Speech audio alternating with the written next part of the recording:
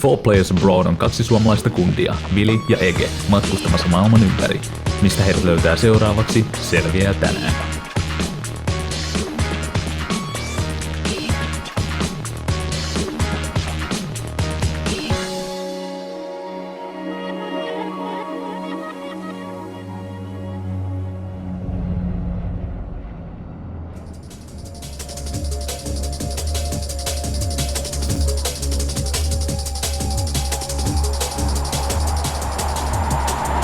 Napattiin tästä pikainen autokyyti lentoasemalle. Tuli vähän muutoksia matkaan.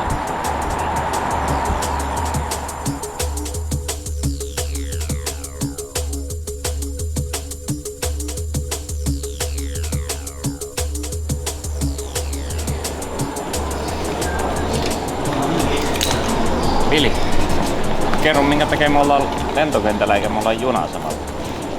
Niin no siis alkuperäinen idea oli, että oltaisiin otettu suora junayhteys sieltä Pariisista Frankfurtiin, mutta kiitos paikallisten rautatietöiden, niin se ei ole tällä hetkellä mahdollisuus. Joudutaan valitteen toinen kulkutapa. Nämä on näitä reissun juttuja, mihinkä täytyy varautua, että kaikki ei mene aina ihan putkeen takaa halutulla tavalla. Ja tämän takia se onkin hyvä, että sulla on matkassa mukana joko rutosti aikaa tai reilusti pätäkkää. Ja koska tällä hetkellä aika ei ole ylellisyys, minkä meillä on varaa, niin me joudutaan ottaa vähän kalliimpi vaihtoehto. Elikkä lentäminen.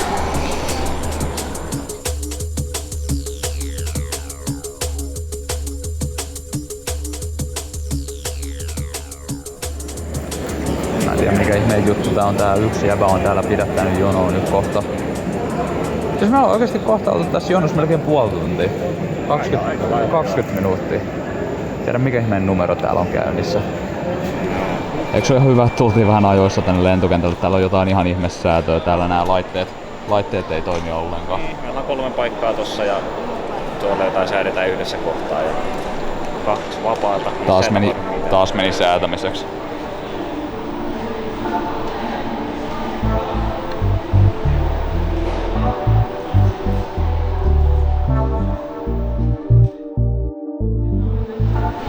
Ei jumalauta, taas meni säätämiseksi. Miten tässä nyt näin kävi?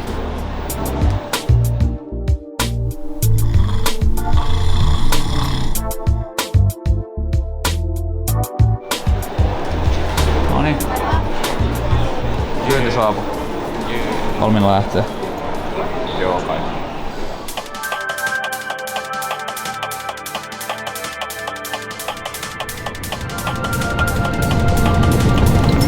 Taas koneen kyydissä.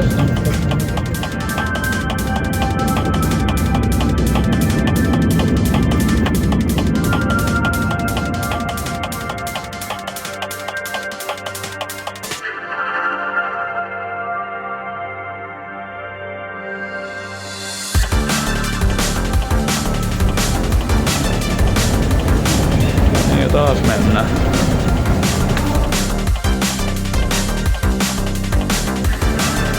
Siinä olisi niinku tutun näköistä tavaraa. Ei muuta kuin laukku käteen ja menossa. Sitten matka jatkuu.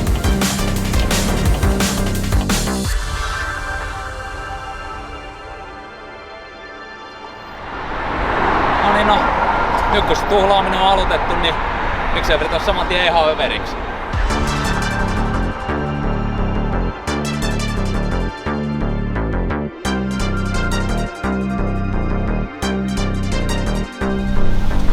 Ensivaikutelmat on hyvinkin lupaava.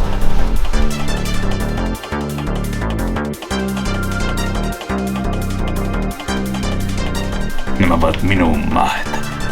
Minun kaupunki.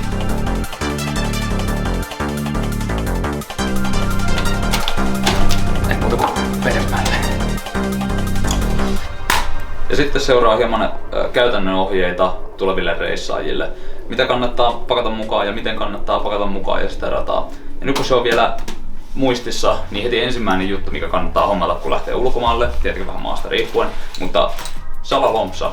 Erityisesti kun tämmöisessä Pariisin kaltaisessa kaupungeista, mistä juuri tultiin, Niin siellä ikävä kyllä näitä taskuvarkaita vaan vielä löytyy kadulta, niin tämä on erittäin hyvä olla mukana. Tänne pistetään sitten ne tärkeät dokumentit, passit ja pankkikortit ja kaikki tämmöiset, jos on semmoinen uhka, että ne saatetaan vaikka taskusta pölliä. Ja tietenkin sitten kun mennään sinne majataloon, guesthouseen, niin parhaissa tapauksissa kannattaa läväyttää ne tärkeät dokumentit sitten sinne kassakaapin uumeniin. Ei jätä lojumaan ympäriinsä tai kanneta taskussa ja sitä rataa. Ja sitten kaikki ne arvoisineet, mitkä eivät mahdu kassakaappiin, niin ne menee sitten matkalaukun sisään ja matkalaukut tietenkin luukkoon, kun ne jätetään sinne hotelliin vartioimatta.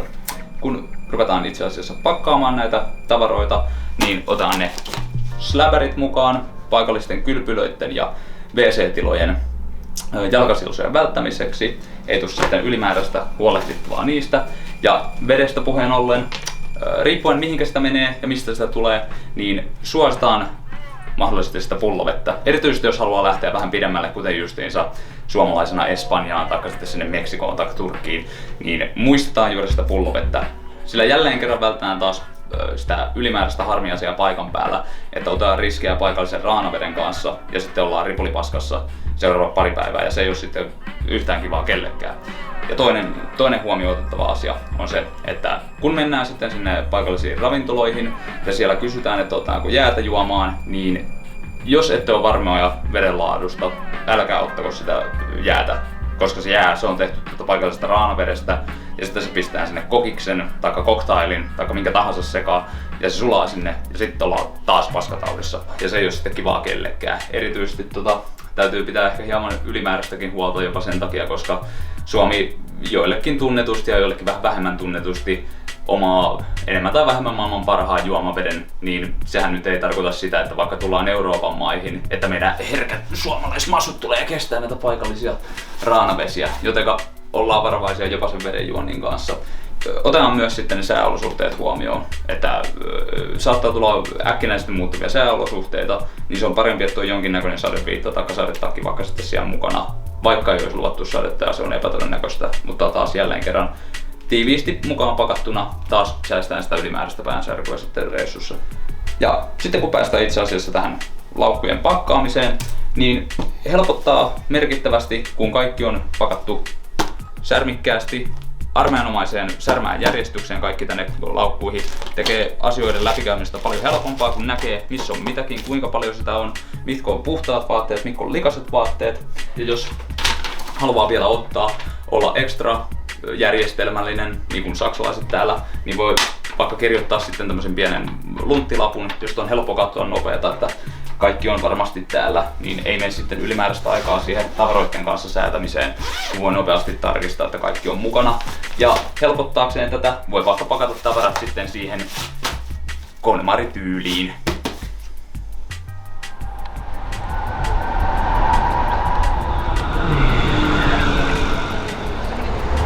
Onko tää niinku hyvä esimerkki siitä, että kun sanotaan, että Saksa on maailman kakkahuumorin pääkaupunki? No ei vaan, se oli paskavitsi. And that's a massive pile of shit. Siinä oli Dinon jätökset. Eikö tää ollutkaan kirahvi?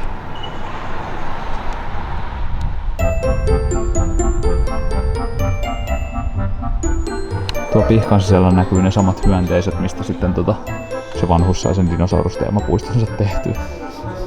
Mikä sen nimi on? Joku tyhmä nimi sillä oli.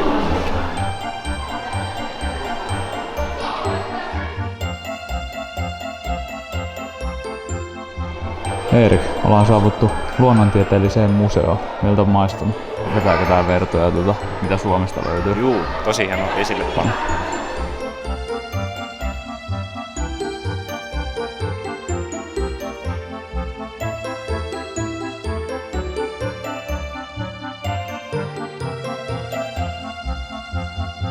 Ja tässä ovat vesinokkaeläimet. Nuo useita tiedemiehiä huijanneet pikkuvintiöt.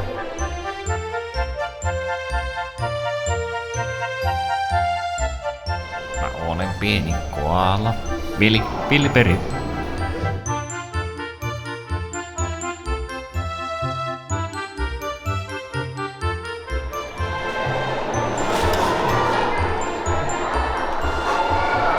Mennäs tähän karhun palveluksen mulla.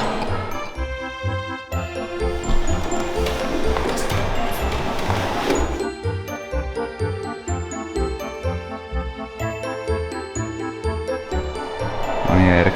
Ja siinä voi lähteä vertaamaan munan koko.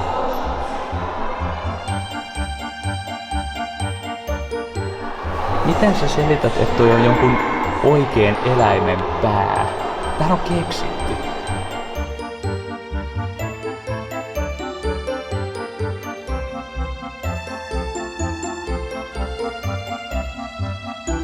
Mitäs esittelyolioita nää on tässä lasikopissa?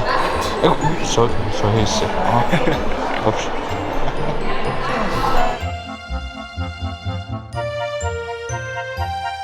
Hyvin mielenkiintoisen näköisiä ötököitä.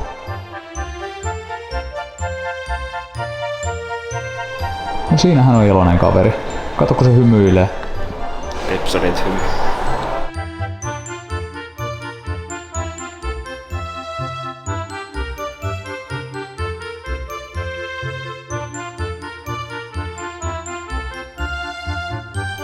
Kaiken maailman sontiaisia.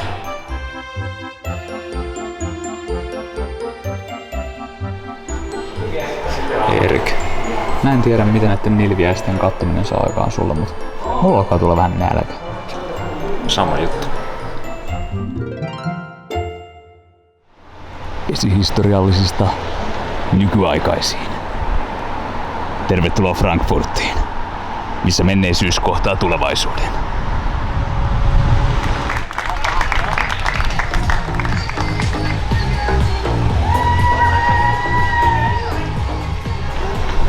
Olipa huvittava yhteensattuma. Täällä oli tänään kaupungissa käynnissä JP Morgan juoksu just samana päivänä kun saavuttiin Frankfurtiin. Meillä on meidän hotelli tuossa tien toisella puolella. Hauskaa katsottavaa. He voivat juosta, minä menen naatiskelemaan.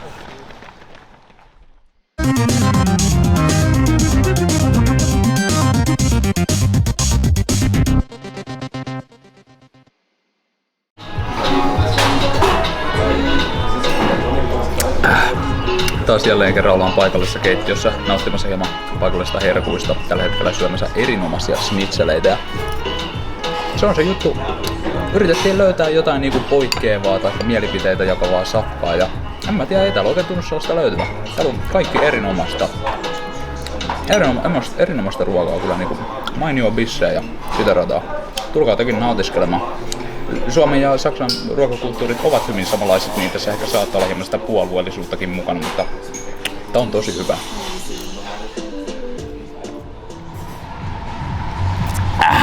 Homma nyt vaan yksinkertaisesti on niin, että Saksasta niinku ei täältä vaan löydy huonoa ruokaa. Täällä on helvetin hyvää olutta, erinomaisia pretzeleitä ja helvetin hyviä makkaroita.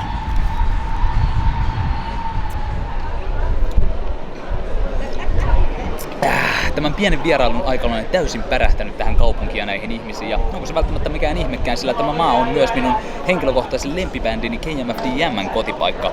KMFDM on lyhenne, joka tarkoittaa Kein Hate for the Mitglied, joka karkeasti käännettynä tarkoittaa No Pity for the Majority. Bändi, kenenkä uskotaan olevan pääasiallisesti vastuussa industrial musiikin esittelemisestä yleiselle populalle.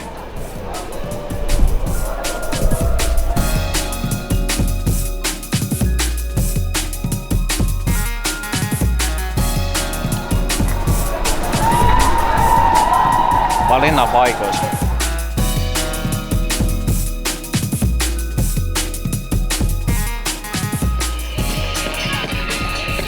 B-boy-kulttuuri elää edelleen. Odottamattomia asioita näkee missä on maailmaa. Erittäin päräyttävää.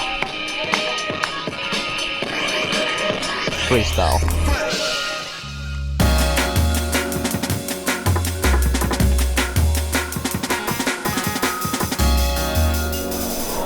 Ja siinä Erkki kävi keräämässä pisteitä. Piti vielä käydä antamassa ennen kuin poistuu. Noniin. Kumminkin Tuettu katuartisteja. näinpä, ne tekee kovaa työtä. Jää hyvä mieli, kun jää pari euroa tänne kaupunkiin meidän reissusta.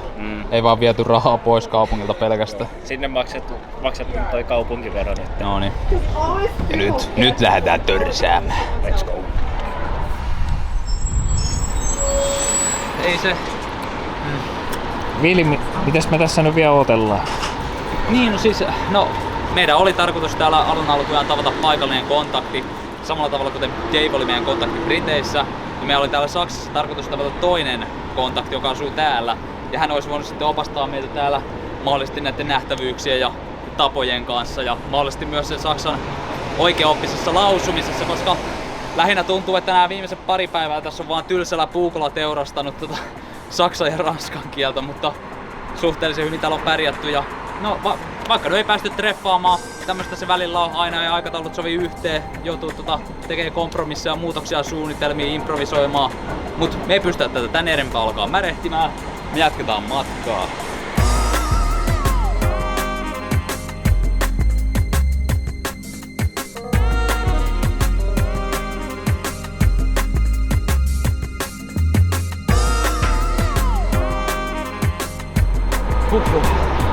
Kyllä tämän Pariisin hektisen sykkeen jälkeen niin tekee mieli palata takas tämmöiseen maahan, missä niinku noudatetaan sääntöjä pilkulleen, aikataulut on pitäviä ja vaikka maisemat nyt ehkä on hieman samantyylisiä, niin tää tuntuu paljon lähempänä Suomea kuin mitä on se Pariisi. Paljon enemmän samantyylisiä asioita. Esimerkiksi just se järjestelmällisyys.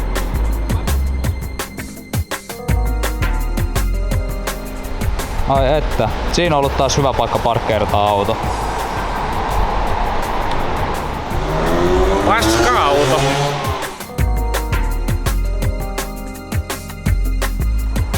Erik, kai sä tiedät mitä sanotaan. Älä heittele kiviä kun asut lasitalossa. Muista se. Tuossa voi tulla vähän huono onnea aika paljon kun noin lasit menee hajottaan toista.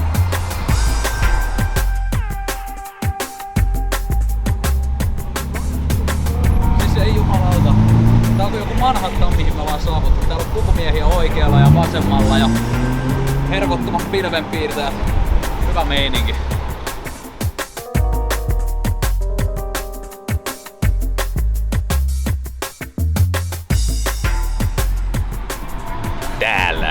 Täällä haisee raha.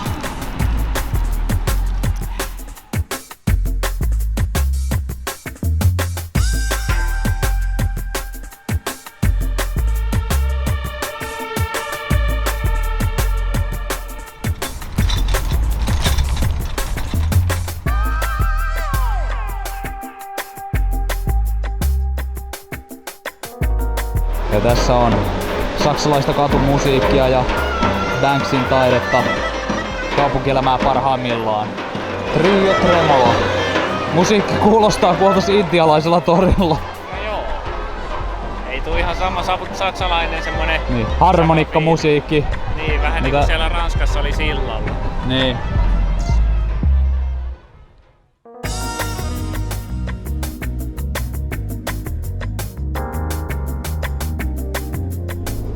Ja sieltä tulee gangsteri Eerikki Frankfurtin kovia katuja pitkin. Ja siellähän lukeekin. Se on nopeata työtä. Oho, yksi ei jäi. Jatketaan matkaa. Maalit loppu. Oikein kirjoitus.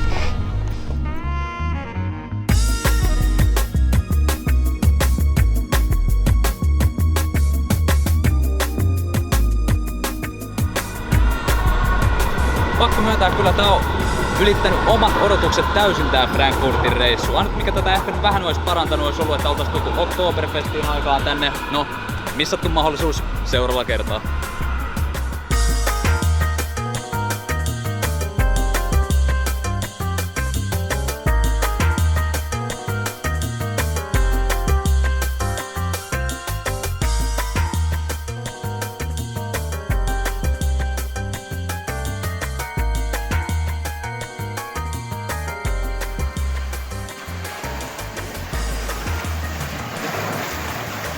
Kaiken tämän ylellisyyden päälle vielä kylpyläkokemus.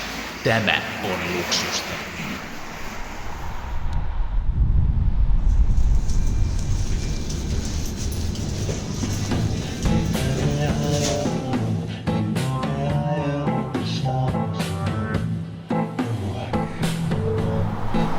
Tämä on meidän kaupunki.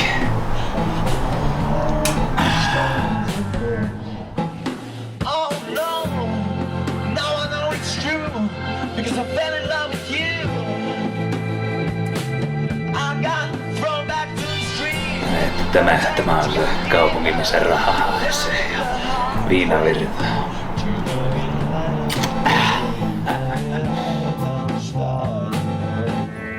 Tänne oli helppo hukkua. Mietin kaikkea, mikä oli johdattanut meidät tänne. Olimmeko löytäneet mitä etsimme, vai olimmeko vielä enemmän hukassa kuin aloittaessa matkamme? Antakaa kaikki, mitä tällä surkealla kaupungilla on tarjota.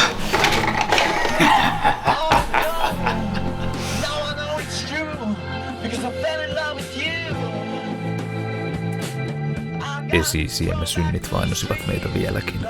Tajusin, että meidän oli lähdettävä takaisin kohti pienempää maailmaa, jossa ymmärtäisimme asioita. Muuten tämän kaupungin turmeliaisuus tulisi tuhoamaan meidätkin.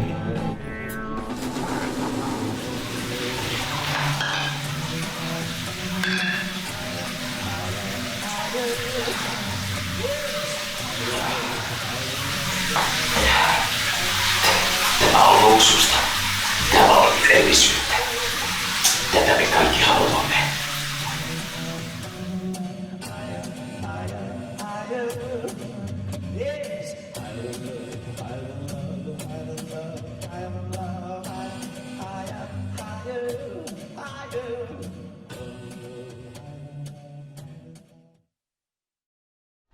No niin Erik, miltä se nyt tuntuu?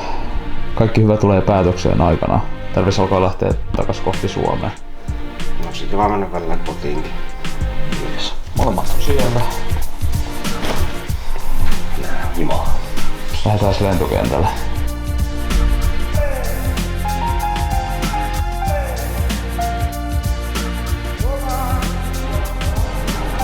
Jumalauta, toi Helsinki on oudon näköinen tossa taulussa. Erik, miltä tää reissu tuntui? Tosi kiva oli kyllä. Pääsi näkemään paljon erilaisia paikkoja, kulttuuria ja sun muuta. Pakko sanoa, että kyllä ihan nuutunut jalat on ihan rikki. Ja onneksi tässä vaiheessa mennään kotiin, niin jaksaa taas. Kyllä.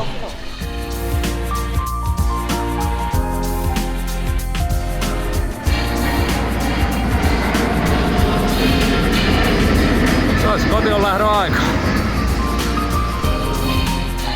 Mitäs Vilin lopputunnelma? Tässä vielä viimeiset mainingit ennen kuin lähdetään takas kotimaahan. Reissaaminen on hauskaa, avartavaa. Tällä tapaa uskomattomia ihmisiä pääsee näkemään mahtavia paikkoja. Jotenka menkää ja kokekaa vielä kun se on mahdollista.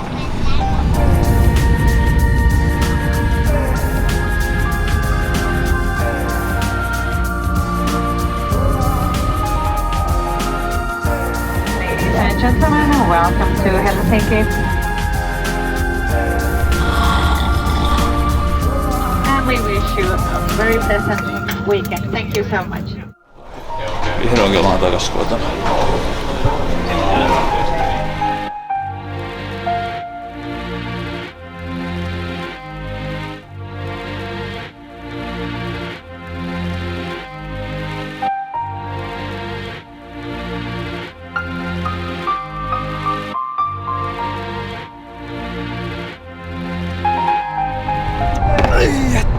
Ihan olla taas koti Suomessa. Voi maamme Suomi synnymaa. Helvetti.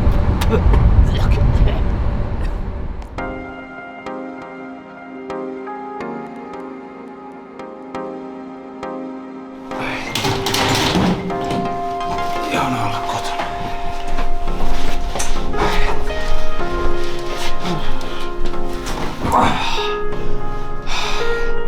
Reissaaminen on kyllä hauskaa ja avartavaa hommaa, mutta ei ole olemassa sen parempaa paikkaa mihin palata kuin oma koti.